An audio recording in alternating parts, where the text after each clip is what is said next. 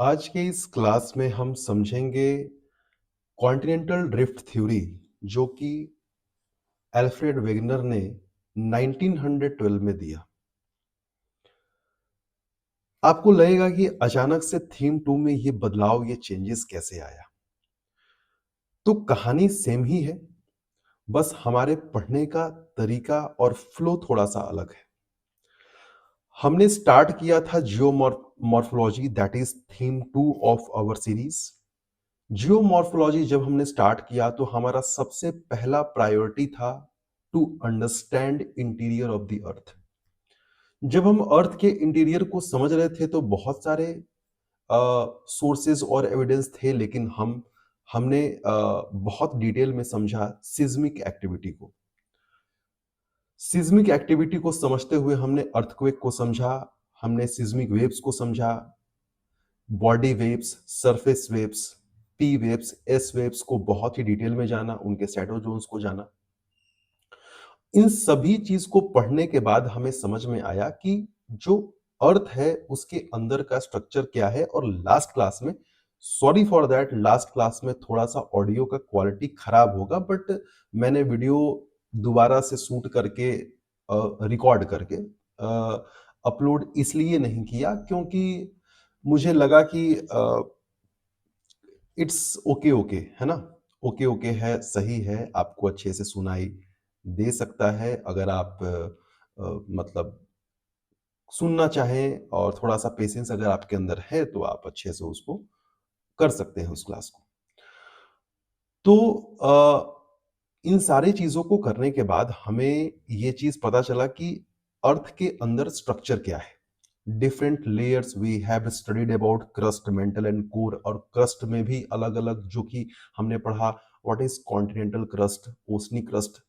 Mental में हमने upper mantle और लोअर मेंटल, इनर कोर और आउटर कोर किस चीज से बना हुआ है, उसका स्टेट कैसा है ना, ये सभी चीज, उसके रीजंस क्या क्या हैं। Different sphere, that is lithosphere, that is उसके बाद एस्थेनोस्फीयर, मेसोस्फीयर, बैरिस्फीयर, ये सभी चीज हमने पढ़ा। इतना इंफॉर्मेशन होने के बाद जब हमारे पास अर्थ के बारे में इतना इंफॉर्मेशन हो गया, और क्योंकि हम अभी तक वहीं चल रहे हैं कि इंटीरियर ऑफ द अर्थ, अर्थ के अंदर क्या क्या हो रहा है, तब हम अपनी गाड़ी को ले चलते हैं वहां पे जहां से कुछ नया होना शुरू हुआ। तो एट द एंड, फिल्म के अंत में हमें पढ़ना यही है, जो ये टॉपिक है, प्लेट टेक्टोनिक थ्योरी। लेकिन प्लेट टेक्टोनिक थ्योरी ही वो थ्योरी है जहां पे बहुत हद तक क्लैरिटी हमें मिल जाएगा कि अर्थ के नीचे क्या हो रहा है, जिसके वजह से अर्थ के ऊपर डिफरेंट लैंडफॉर्म्स बने हुए हैं। प्लेट टेक्टोनिक थ्योरी वो थ्योरी है जो कि सबसे मतलब रीसेंट है और वेल एक्सेप्टेड है अमॉन्ग्स्ट द जोग्राफर और साइंटिफिक कम्युनिटी। सभी के द्वारा एक्सेप्टेड है, वेल एक्सेप्टेड है। और जब हम इसे समझ जाएंगे तो हम समझ जाएंगे कि ये जो कहीं पे माउंटेन्स है, कहीं पे हिमालयस है, कहीं पे एंडीज है, कहीं पे प्लेट्यू है, छोटा नागपुर प्लेट्यू है, कहीं पे तिब्बत प्लेट्यू है ना, ये सब चीजें, और नॉर्दर्न प्लेन्स जहां पे यूपी बिहार ये सब स्टेट है ना, तो ये सब क्यों है ये हमें पता लग जाएगा। कैसे पता लगेगा? ये पता लग जाएगा जब हम लोग प्लेट टेक्टोनिक थ्योरीज को समझेंगे। लेकिन प्लेट टेक्टोनिक थ्योरी अचानक ही नहीं आया, ठीक? तो हम लोग उसी रास्ते पे हैं, हम लोग इसीलिए इस टॉपिक का नाम है road to plate tectonic theory, है ना। एक रोड है जिस पे अगर हम चले तो finally we will reach the theory of plate tectonic. Okay, so let's start the class. 1912 में, 1912 में एक व्यक्ति आता है जिसका नाम है अल्फ्रेड वेगनर। ये ये जर्मनी से बिलोंग करते हैं, है ना। ये जर्मनी से बिलोंग करते हैं, इतना ध्यान नहीं रखना है, लेकिन फिर भी अगर बात हो ही रही है तो जान लीजिए।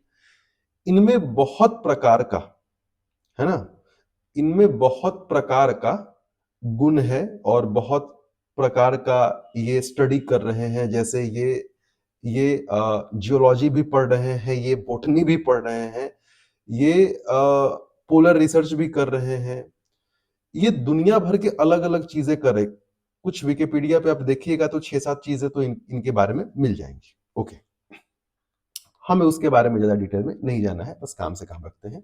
इट्स तो इनका एक स्टोरी ये है, इनका ये एक स्टोरी ये है। स्टोरी क्या मतलब, इनका जो थ्योरी है, जो कॉन्टिनेंटल ड्रिफ्ट थ्योरी है, उसके हिसाब से क्या बोलते हैं एल्फ्रेड वेगनर?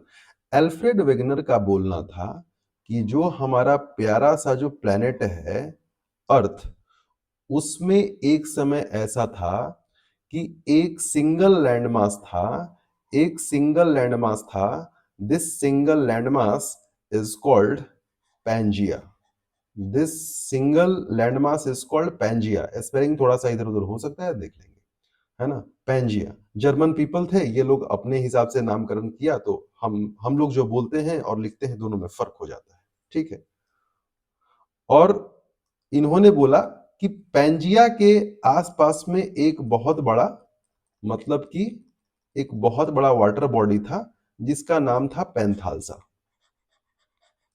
ठीक है, पैंथालसा। तो बोला कि बस कुछ नहीं, दुनिया में एक कॉन्टिनेंट और एक ओशन, बस एक कॉन्टिनेंट और एक ocean. This is super continent that is called Pangaea and this is super ocean, इसका नाम था पैंथालसा। अब इन्होंने बोला कि समय के साथ क्या हुआ कि पैंजिया जो है वो टूट गया, पैंजिया जो है वो टूट गया समय के साथ। जो नॉर्थ वाला है उसको बोलते हैं लॉरेशिया या अंगारा लैंड। समझिएगा बात को, ठीक है। नॉर्थ वाले को बोलते हैं लॉरेशिया, और इसे लॉरेशिया के साथ साथ बहुत जगह अंगारा लैंड भी बोलते हैं। जो साउथ वाला है, जो सदर्न पोर्शन है, this southern portion is called Gondwana land. ये है आपका गोंडवाना लैंड, ये वाला पार्ट साउथ वाला है। ये एल है Laurasia, that is also called अंगारा लैंड, और ये है गोंडवाना लैंड, ठीक है। समझ गए बात को? अभी तक क्लियर है? अब अब हुआ क्या कि समय के साथ और भी इसके अलग अलग पार्ट टूटते गए। जैसे एग्जांपल के तौर पे एक समय ऐसा आया जब ये भी यहां से ब्रेक किया, ये यहां से ब्रेक किया, और ये इस साइड मूव करने लगा, वेस्टवर्ड मूव करने लगा। तो ये वेस्टवर्ड मूव करके साउथ अमेरिका और नॉर्थ अमेरिका बन गया, ठीक है। फिर यहां से कुछ पार्ट टूटा, यहां से कुछ पार्ट टूटा, और ये आगे जाके यूरेशियन प्लेट को हिट किया। लोरेशिया का ही पार्ट था यूरेशियन प्लेट, उसको जाके हिट किया, और इंडिया जो है वो फाइनली अपने जगह पे एडजस्ट हो गया, ठीक।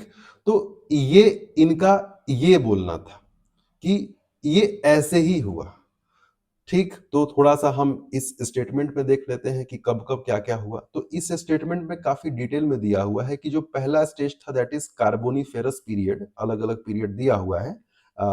Physical geography class 11th first chapter, ठीक है। सेकंड चैप्टर डिसिप्लिन के बाद वाला, ओके। तो पैंजिया और पैंथालसा था, अभी हमने बात कर लिया उसके बारे में।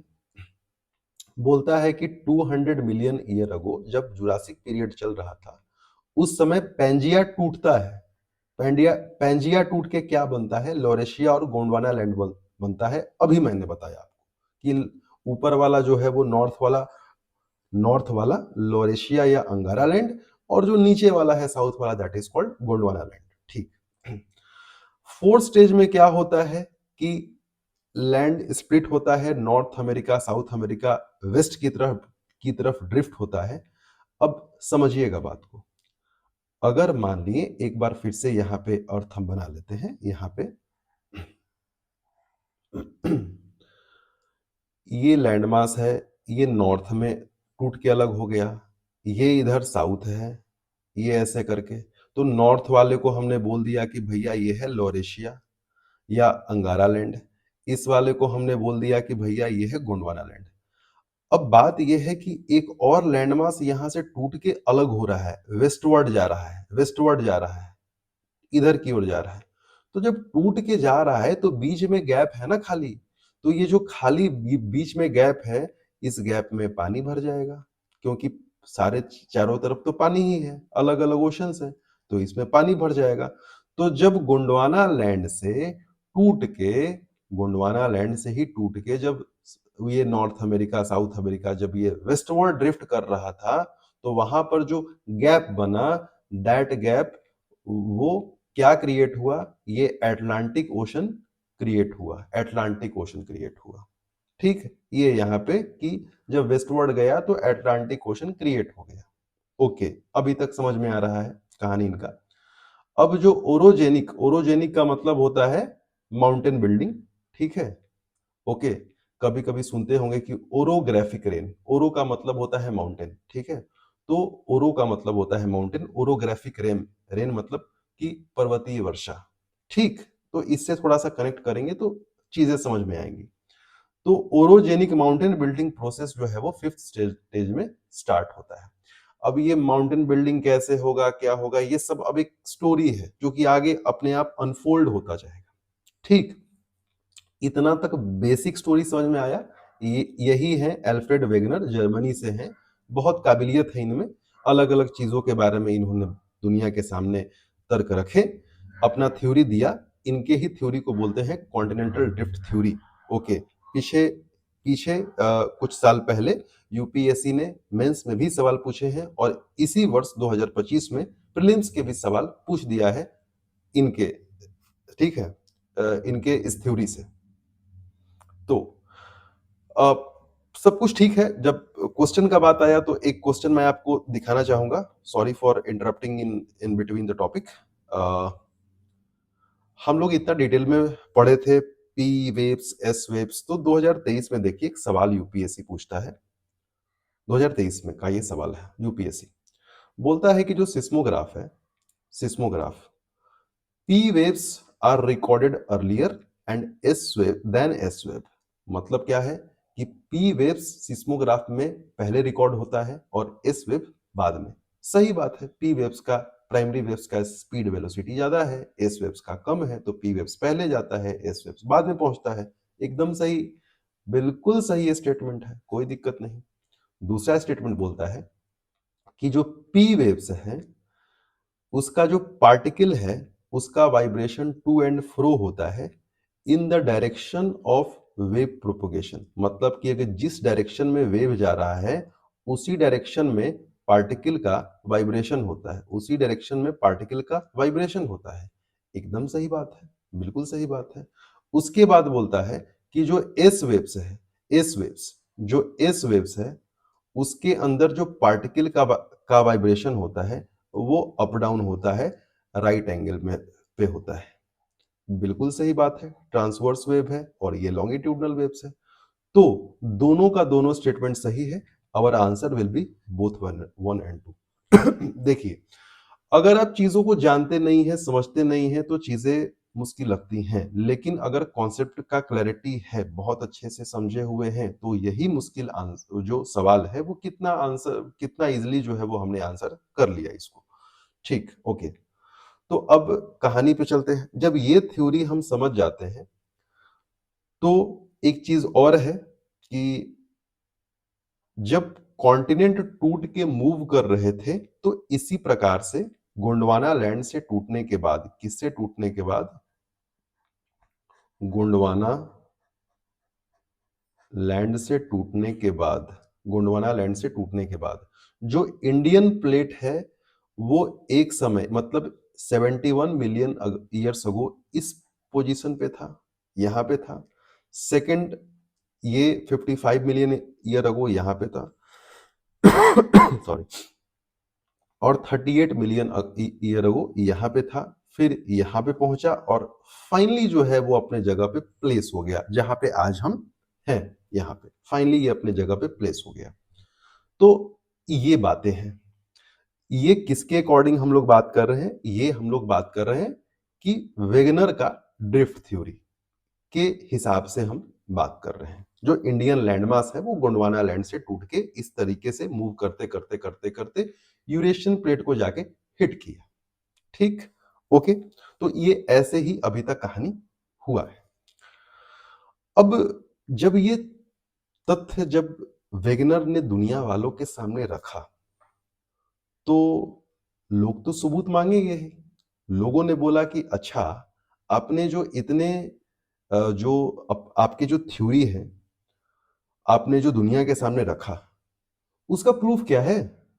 तो वेगनर ने बोला कि बाबू, मुझे पता था कि तुम प्रूफ मांगोगे, और इसीलिए मेरे पास भर भर के प्रूफ है। कुछ छोटे मोटे प्रूफ नहीं है, भर भर के प्रूफ रखे हुए हैं हम आपके लिए। लोगों ने बोला कि ठीक है भैया, कम से कम एक आध ही बता दीजिए। वेगनर ने बोला कि आओ, आओ बताते हैं। तो वेगनर ने सबसे पहले अपना प्रूफ दिया, और सबसे पहला प्रूफ था, जस्ट अ सेकेंड, वेगनर ने, सॉरी, पेन। तो वेगनर ने जो सबसे पहला प्रूफ दिया वो ये था कि जिगसॉ फिट। वेगनर ने सबसे पहला प्रूफ दिया jigsaw fit. What is jigsaw fit? Jigsaw fit, ये ये जाके एकदम एग्जैक्टली इसमें समा जाए। जिगसॉ फिट, ठीक है, jigsaw fit, this is jigsaw fit, ये ऐसे। तो जिगसॉ फिट में क्या देखने के लिए मिला? जिगसॉ फिट में ये देखने के लिए मिला कि अगर कंप्यूटर का इस्तेमाल करके अगर हम साउथ अमेरिका और अफ्रीका को इमेजिनरी तौर पे क्लोज लाएं, तो साउथ अमेरिका का जो ईस्टर्न ईस्टर्न पार्ट है, दिस दिस ईस्टर्न पार्ट, और अफ्रीका का जो वेस्टर्न पार्ट है, वो बिल्कुल अपने आप में एकदम समा जाता है और बिल्कुल अच्छे से प्लेस हो जाता है, वेल प्लेस्ड, एकदम ऐसा लगता है कि ये बिल्कुल ऐसे ही बने हुए थे, समय के साथ बस टूट के अलग हो गए। तो सबसे पहला प्रूफ जो अल्फ्रेड वेगनर ने दिया वो था jigsaw fit, matching of the continent. और ये सिर्फ साउथ अमेरिका और अफ्रीका का तो यहाँ पे एक छोटा सा एग्जांपल है, अगर हम नॉर्थ अमेरिका और यूरोप के भी पार्टों को अगर जिगसॉ फिट में प्लेस करते हैं और दूसरे कॉन्टिनेंट्स को भी करते हैं, तो ये भी बहुत अच्छे से एक दूसरे के साथ फिट होके और एक सुपर कॉन्टिनेंट का फॉर्मेशन करते हैं, that is called Pangaea in terms of Alfred Wegener. तो जिगसॉ फिट का एक जो है वो पार्ट यहाँ पे दिया हुआ है, जो कि बड़ा ही फेमस एग्जांपल है, साउथ अमेरिका एंड अफ्रीका। तो ये वेगनर ने दुनिया वालों के सामने रखा। दुनिया वालों ने बोला कि भाई जबरदस्त है, जबरदस्त है। पहले तो लोग बोला कि जबरदस्त है, लेकिन 2-3 दिन बाद, एक आध हफ्ते बाद लोगों को लगा कि कोइंसिडेंस हो सकता है, कोइंसिडेंस हो सकता है। तो फिर कुछ लोग गए अल्फ्रेड वेगनर के पास और उन्होंने बोला कि आप बताइए कि इत्तेफाक भी तो हो सकता है। हम कैसे मान लें कि सिर्फ एक ही प्रूफ पे हम कैसे मान लें? तो वेगनर ने बोला कि मत मानो भैया, मत मानो, हम और भी प्रूफ देते हैं। वेगनर ने बोला कि जो रॉक्स जो है, ठीक है, रॉक्स जो है, rocks of the same age and type are present across ocean. मतलब कि अटलांटिक ओशन के दोनों साइड जो रॉक्स हैं, उनका एज उनका एज भी सेम है, उनका जो टाइप है वो भी सेम है, वो भी सेम है, बिल्कुल एक जैसे रॉक्स हैं।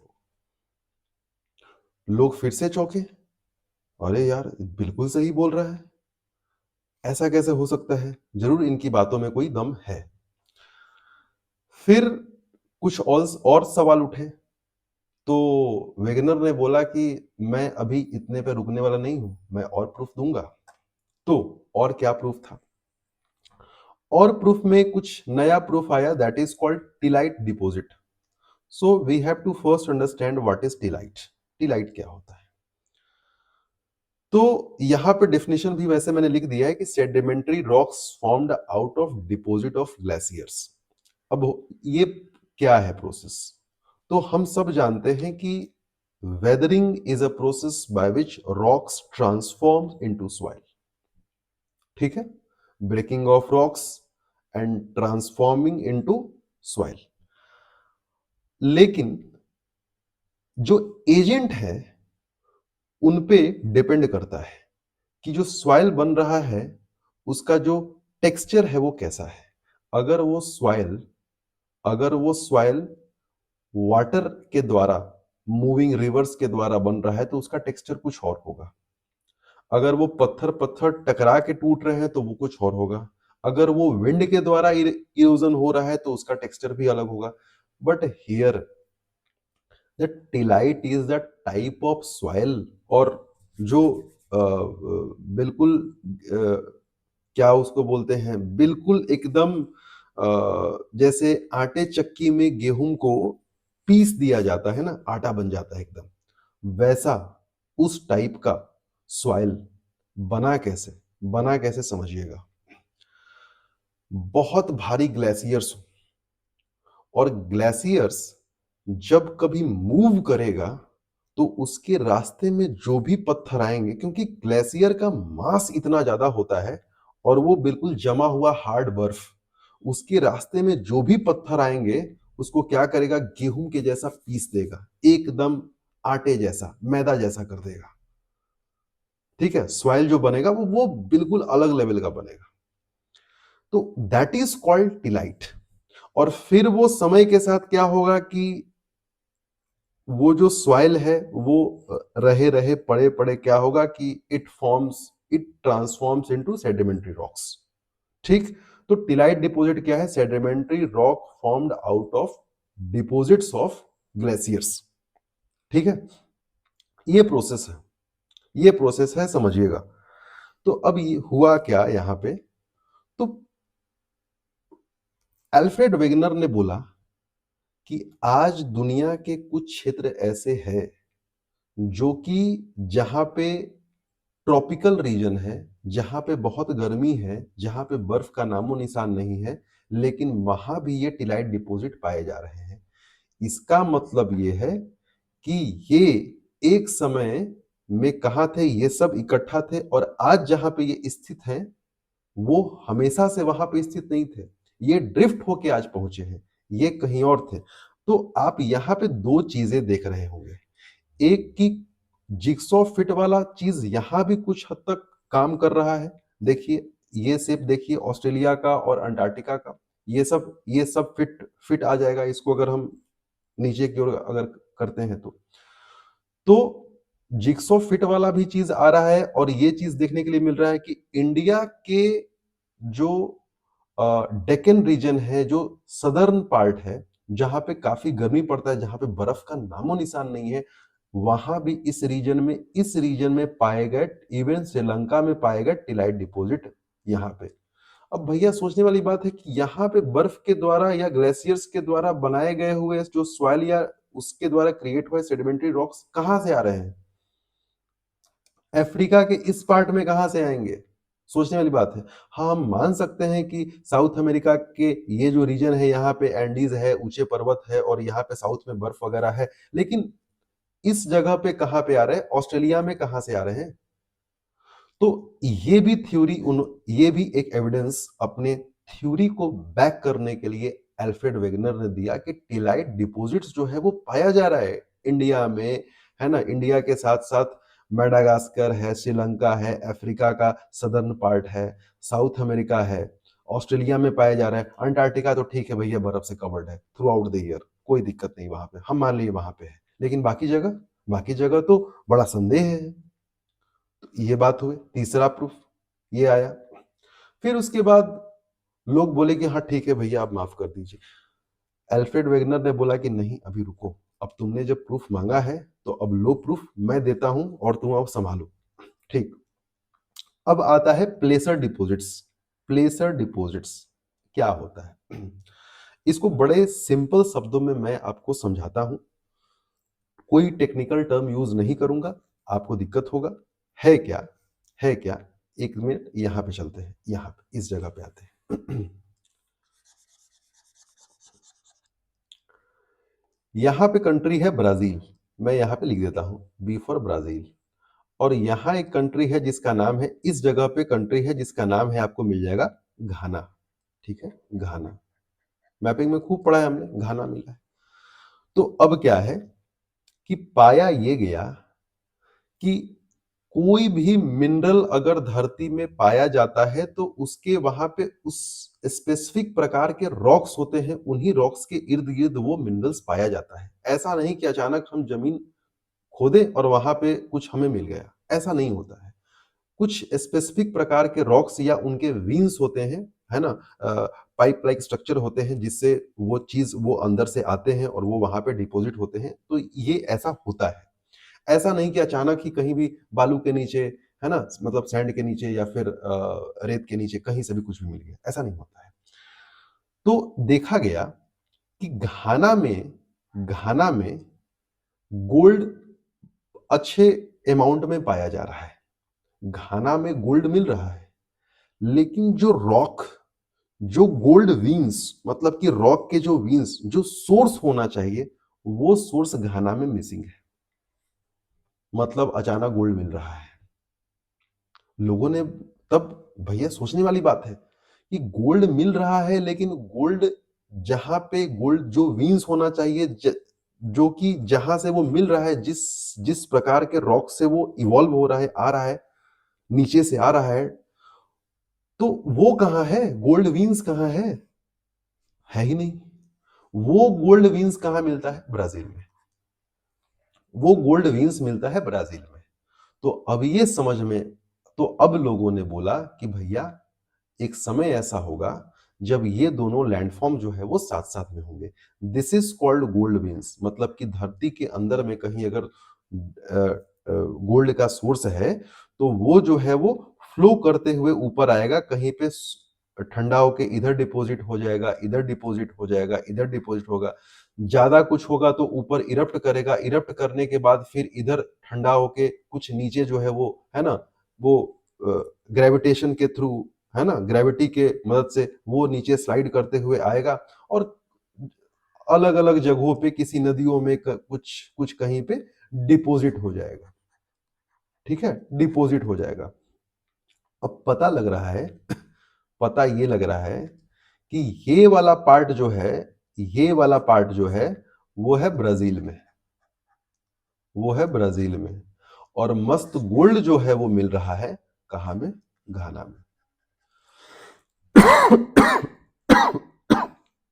सॉरी, ये मिल रहा है घाना में। This is called प्लेसर deposits. इसको टेक्निकल भाषा में, ज्योग्राफी की भाषा में बोलते हैं प्लेसर डिपॉजिट्स। ठीक है, तो ये बात समझ में आए। तो ये भी प्रूफ दिया एल्फ्रेड वेगनर ने। वेगनर ने और भी कुछ दिया। क्या दिया? Distribution of fossils. फॉसिल्स का मतलब होता है रिमेन्स ऑफ डेड।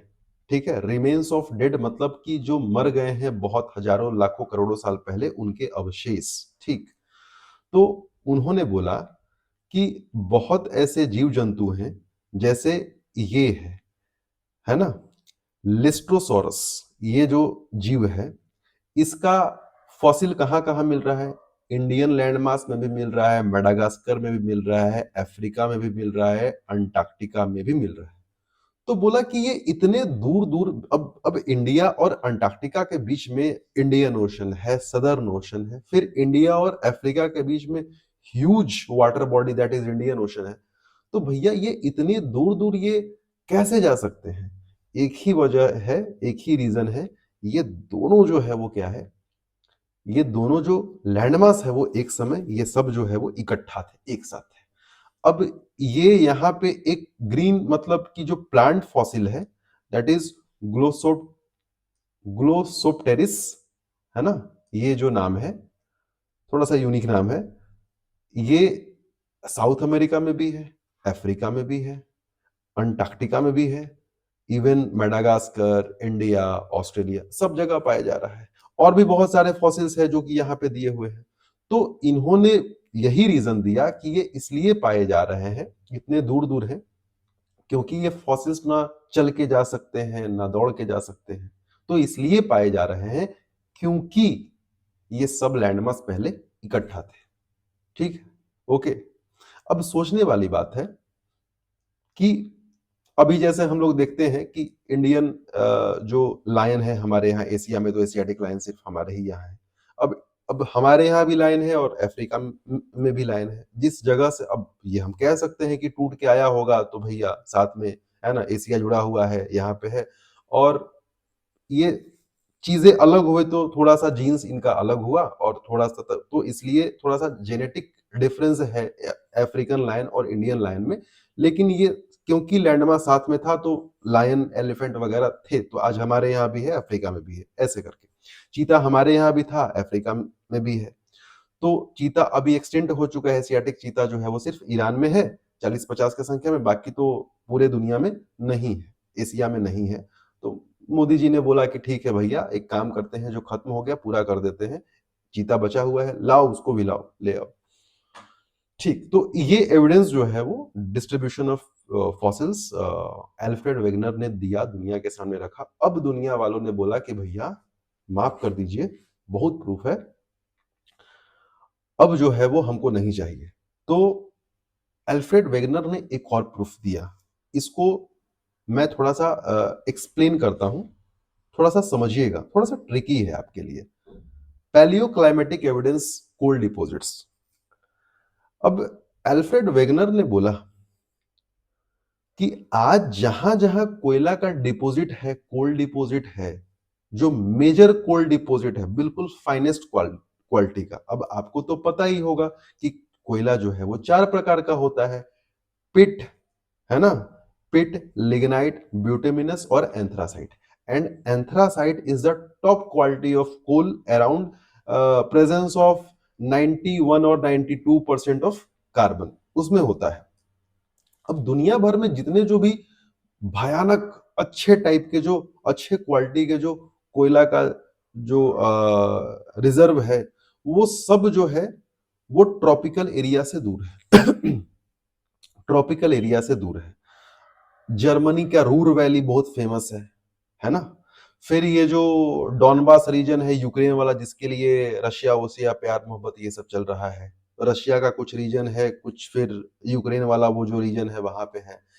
इंग्लैंड वाला जो स्कॉटलैंड वाला जो एरिया है वहां पे पाया जा रहा है, ठीक है, यूके का।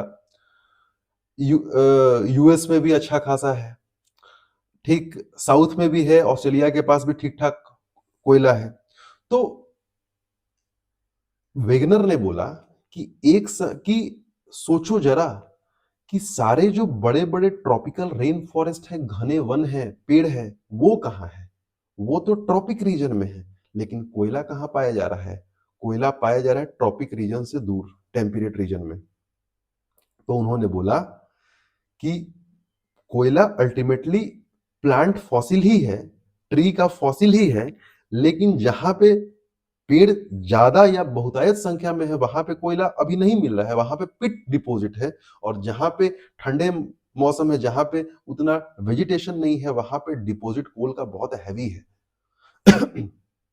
तो ये प्रूफ जो अल्फ्रेड वेगनर ने दिया, अल्फ्रेड वेगनर ने बोला कि ड्यू टू कॉन्टिनेंटल ड्रिफ्ट, जो आज ट्रॉपिकल जगह पे है वो कहीं और टेम्परेट में था, और जो आज टेम्परेट रीजन में है वो एक समय ट्रॉपिकल रीजन में था। यहाँ पे ऊंचे ऊंचे वन थे, डेंस फॉरेस्ट थे, वो दबा, है ना, और दबने के बाद डिकम्पोज हुआ, डिकम्पोज होने के बाद जो है वो कोयले का फॉर्मेशन हुआ, और सबसे टॉप क्वालिटी का कोल यहाँ पे पाया जा रहा है। तो आज जो टेम्परेट रीजन में है, जैसे आज जो यूरोप वाला, जैसे जर्मनी का रूर वैली है, कोयले के लिए बहुत फेमस है, इंग्लैंड का भी पार्ट है जो कि कोयले के लिए बड़ा फेमस है। तो उन्होंने बोला कि ये सब पहले से यहाँ पे नहीं थे, ये पहले कहीं और थे, ये ड्रिफ्ट होके यहाँ तक पहुंचे हैं। तो this is palaeo climatic evidence of coal deposit. थोड़ा सा समझिएगा इस बात को, है ना। ज्योग्राफी ऑप्शनल में आपको मिलेगा, हालांकि आप इसमें लिख सकते हैं जीएस में भी, और ये सवाल आया हुआ है मेंस में, ठीक है। तो ये बात ध्यान रखिएगा। अब लोगों ने बोला कि भैया हम मान लिए कि कॉन्टिनेंटल ड्रिफ्ट जो आपने बोला वो हो रहा है, लेकिन ये बताइए कि एक पत्ता भी हिलता है तब जब हवा का झोंका उसको प्रेस करता है, ठीक। लेकिन वो कौन से फोर्सेस है जो इतने बड़े कॉन्टिनेंट को ड्रिफ्ट करवा दे रहा है या फिर मूव करवा दे रहा है, लोगों ने ये पूछा।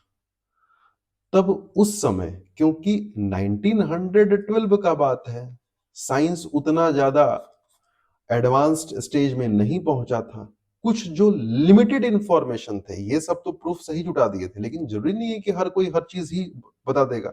इसका आंसर वेगनर के पास नहीं था, लेकिन अब क्योंकि, है ना, प्रतिष्ठा का सवाल था, तो उन्होंने जो है वो कुछ जोड़ तोड़ के आंसर दे दिए। और वो क्या था कि pole fleeing force due to rotation of the अर्थ।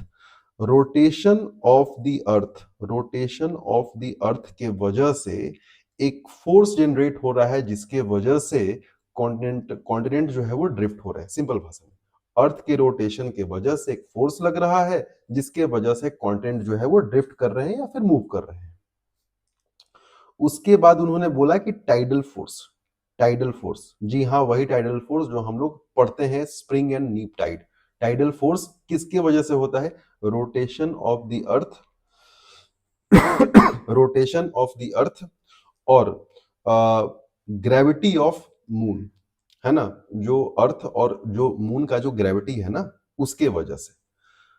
तो टाइडल फोर्स, अब लोगों ने बोला कि भाई टाइडल फोर्स में इतना फोर्स है कि वो किसी कॉन्टिनेंट को मूव मूव करवा दे। मतलब टाइड आता है, high tide, low tide, due to the gravitation of moon and sun, ये बात सही है, rotation of the earth and gravity of sun and moon, ये बात सही है। लेकिन टाइडल फोर्स में इतना फोर्स है कि इतना इतना इंटेंसिटी है कि वो कॉन्टिनेंट को ही ड्रिफ्ट करवा दे, ये भी लोगों को समझ में नहीं आया। और एक बात और उन्होंने बोला कि आपके इस थ्योरी में हमेशा कॉन्टिनेंट चाहे तो नॉर्थवर्ड ही ड्रिफ्ट कर रहा है और नहीं तो वेस्टवर्ड ही ड्रिफ्ट कर रहा है, ये हमें समझ में नहीं आया। तो कुल मिला के जब रीजन पूछा गया, तो रीजन देने में लोगों को, मतलब लोगों को अपने एक्सप्लेनेशन से सेटिस्फाई नहीं कर पाए वेगनर, और इनके इस थ्योरी को साइंटिस्ट कम्युनिटी जो कि उस समय का था, उन्होंने डिसअप्रूव कर दिया। बोला कि भैया आप रहने दीजिए, आपसे ना हो पाएगा, ठीक है। But Alfred Alfred Wegener did a huge task, ये आगे पता चलेगा। आज हमारा जो टॉपिक है एल्फ्रेड वेगनर और कॉन्टिनेंटल ड्रिफ्ट का, वो यहीं पे समाप्त होता है। इसके बाद के जो थ्योरी आए, जैसे कि convection current theory Arthur Holmes के द्वारा, उसके क्या रोल्स हैं और धीरे धीरे किस प्रकार से हम लोग पहुंचेंगे टेक्टोनिक प्लेट थ्योरी तक, वो हम लोग अगले क्लास में करेंगे। तब तक के लिए थैंक यू एंड बाय।